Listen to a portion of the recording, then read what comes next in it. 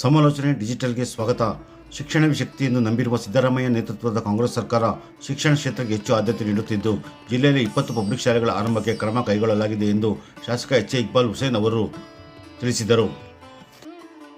ತಾಲೂಕಿನ ಪಾದರಹಳ್ಳಿ ಗ್ರಾಮದಲ್ಲಿ ಟೊಯೋಟಾ ಕಾರ್ಖಾನೆಯು ಸುಮಾರು 12 ಕೋಟಿ ವೆಚ್ಚದಲ್ಲಿ ನಿರ್ಮಿಸುತ್ತಿರುವ ಪಬ್ಲಿಕ್ ಶಾಲೆ ಕಾಮಗಾರಿಗೆ ಗುದ್ದಲಿ ಪೂಜೆ ನೆರವೇರಿಸಿ ಅವರು ಮಾತನಾಡುತ್ತಿದ್ದರು. ರಾಮನಗರ ವಿಧಾನಸಭಾ ಕ್ಷೇತ್ರದಲ್ಲಿ 5 ಪಬ್ಲಿಕ್ ಶಾಲೆಗಳನ್ನು ಆರಂಭಿಸಲಾಗುತ್ತಿದೆ ಎಂದು ತಿಳಿಸಿದ್ದಾರೆ. ಈ ಸಂದರ್ಭದಲ್ಲಿ ಮಾಜಿ ಶಾಸಕ ಸಿ.ಎಂ. ಲಿಂಗಪ್ಪ ಮತ್ತು ಕೆಎಂಎಫ್ ಮಾಜಿ ಅಧ್ಯಕ್ಷ ಪಿ. ನಾಗರಾಜ್ ಅವರು ಮಾತನಾಡಿದರು.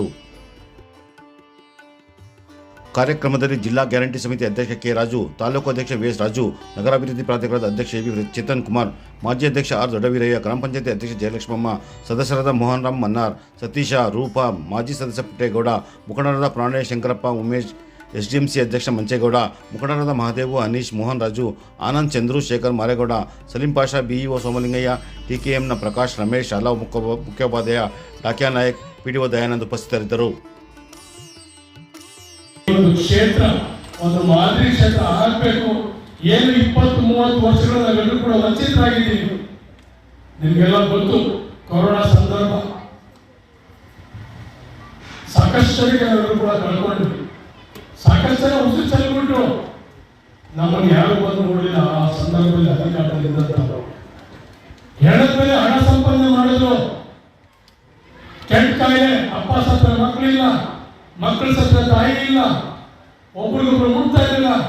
ಈ ಪ್ರಪಂಚದಲ್ಲಿ ಯಾರಿಗೂ ಬರೋಡಿಲ್ಲ, ಒಬ್ಬ ನರ್ಪಡೆ ನೋಡ್ತಾ ಇರಲಿಲ್ಲ. ಬರೀ ಆಂಬುಲೆನ್ಸ್ ಬರ್ತಾ ಇತ್ತು, ಆಂಬುಲೆನ್ಸ್ ಹೋಗ್ತಾ ಇತ್ತು. ಅಂಥ ಸಂದರ್ಭದಲ್ಲೂ ಕೂಡ ನಾನು ಸೋತಿದ್ರು ಸಹ ಡಿ.ಕೆ. ಸುರೇಶ್ ಅವರ ನೇತೃತ್ವದಲ್ಲಿ, ಡಿ.ಕೆ. ಶಿವಕುಮಾರ್ ನೇತೃತ್ವದಲ್ಲಿ ನಿಮ್ಮ ಮನೆ ಬಾಗಿಲಿಗೆ ಟ್ಯಾಬ್ಲೆಟ್ಸ್ ಕೊಟ್ಟಿದ್ದೀವಿ, ಮಾಸ್ಕ್ ಕೊಟ್ಟಿದ್ದೀವಿ, ಸ್ಯಾನಿಟೈಸರ್ ಕೊಟ್ಟಿದ್ದೀವಿ, ನಿಮಗೆ ಹಾಸ್ಪಿಟಲ್ಗೆ ಅಡ್ಮಿಷನ್ ಮಾಡಿದ್ದೀವಿ, ಡಿಸ್ಚಾರ್ಜ್ ಮಾಡಿದ್ದೀವಿ. ಯಾರಾದರೂ ಸತ್ತರೆ ಹೆಗಲು ಕೊಟ್ಟು ಸಂಸ್ಕಾರ ಮಾಡಿದ್ದೀವಿ. ಸಾಕಷ್ಟು ಜನಕ್ಕೆ ನೀವೆಲ್ಲರೂ ಕೂಡ ಚುನಾವಣೆಯನ್ನು ಮಾಡಿದ್ದೀರಿ. ಸಾಕಷ್ಟು ಜನಕ್ಕೆ ಈ ದೇಶಕ್ಕೆ ಪರಿಚಯ ಮಾಡಿಕೊಟ್ಟಿದ್ದೀರಿ, ಈ ರಾಜ್ಯಕ್ಕೆ ಪರಿಚಯ ಮಾಡಿಕೊಟ್ಟಿದ್ದೀರಿ.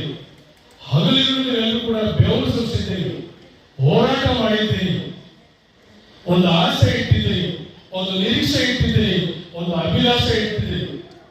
ಆದ್ರೆ ಯಾರು ಕೂಡ ನಿಮ್ಮ ಬಗ್ಗೆ, ನಿಮ್ಮ ಊರ ಬಗ್ಗೆ, ನಿಮ್ಮ ಮಕ್ಕಳ ಬಗ್ಗೆ ಚಿಂತೆ ಮಾಡಲಿಲ್ಲ.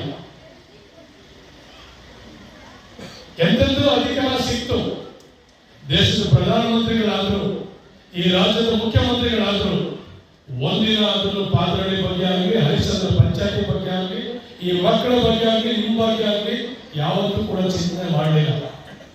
ಆದ್ರೆ ಕೇವಲ 1.5 ವರ್ಷದಲ್ಲಿ ನೀವು ಕೊಟ್ಟಂತ ಆಶೀರ್ವಾದ, ನಿಮ್ಮ ಹೋರಾಟ, ನಿಮ್ಮ ಶ್ರಮ, ನಿಮ್ಮ ಬೆವರು ಇವತ್ತು ನಮಗೆ ಸಾಕಷ್ಟು ಕೆಲಸ ಮಾಡಲಿಕ್ಕೆ ನಮಗೆ ಅನುಕೂಲ ಮಾಡಿಕೊಟ್ಟಿದ್ದೀವಿ.